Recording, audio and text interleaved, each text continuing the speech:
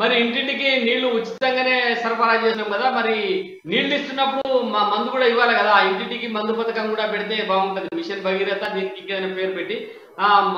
మౌనిక గారు, మనం మద్యంలో ప్రథమం, విద్యలో అథమం.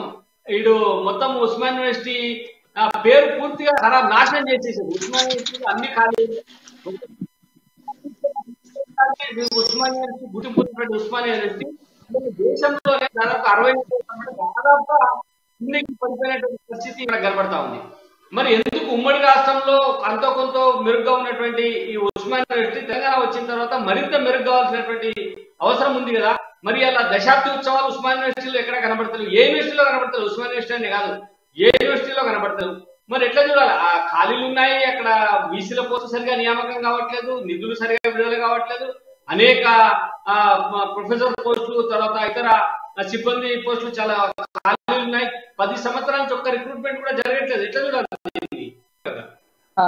ఇది ఉస్మాన్ యూనివర్సిటీలో పోరాటం చేసి అప్పుడు తెలంగాణ సాధించుకున్న విద్యార్థులు వాళ్ళు.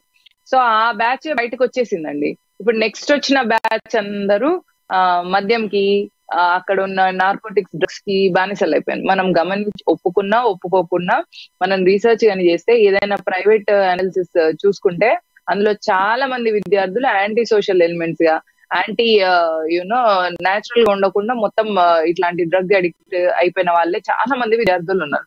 సో నెక్స్ట్ అక్కడ జాబ్స్ ఇవ్వడము ఇవ్వకపోవడము అనేది గమనిస్తే, ఇక్కడ ఏంటంటే వాళ్ళ కుటుంబంలో అందరికీ జాబ్లు వచ్చేసింది. కొడుకు వచ్చేసింది, కూతురుకు వచ్చేసింది, అల్లుడు మేనల్లుడికి వచ్చింది, మళ్ళా దత్తపుత్రుడు సంతోష్ గారికి వచ్చింది, అందరికీ జాబ్లు వచ్చేసినాయి. ఇంకా వాళ్ళ బంధుమిత్రులు, ఇవి మనకు తెలిసిన పేర్లు, తెలియని పేర్లు ఇంకెన్ని వేలు ఉన్నాయో ఎన్ని వందలు ఉన్నాయో మనకు తెలియదు. మనం మొన్న గమనిస్తే AP government exams, group 1 exams అంట, వాడిని A+B² ఎంత అంటే చెప్పలేకపోతున్నాడంట. చెప్పలేని వ్యక్తి గ్రూప్ 1 లో ర్యాంక్ వచ్చేసింది, అతనికి జాబ్ వచ్చింది.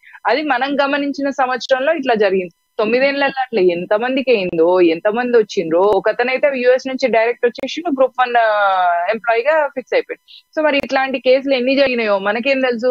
జాబ్లు మనకి ఎట్లా కనిపిస్తున్నాయి అంటే, మామూలు వాళ్ళకి ఇవ్వనప్పుడు, అంటే మధ్యతరగతి వాళ్ళకి ఇవ్వనప్పుడు, లేదా అక్కడ యూనివర్సిటీలో ఉన్న జాబ్స్ అట్లే అవే నెంబర్ కంటిన్యూ అవ్వడము, ఇట్లాంటివి మనకు కనిపిస్తున్నాయి. కానీ చాలా పెద్ద పెద్ద స్టేజ్లలో, పెద్ద పెద్ద పోస్టులలో వాళ్ళకు అనుకూలంగా ఉన్న వాళ్ళకు జాబ్లు ఇచ్చుకుంటున్నారు కేసీఆర్ గారు.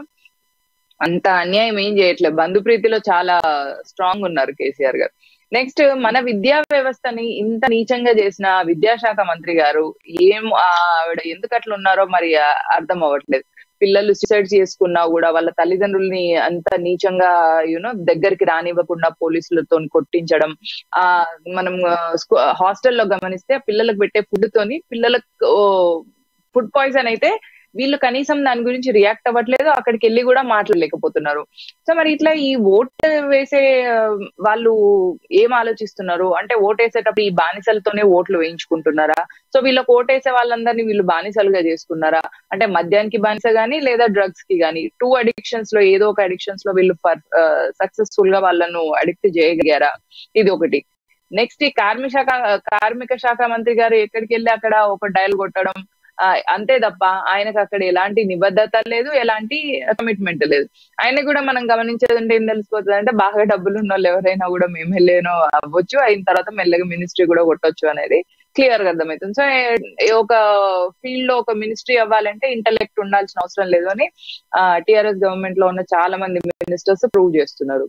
సో మరి ఇలాంటి పరిస్థితి, ఇలాంటి గవర్నమెంట్ అండి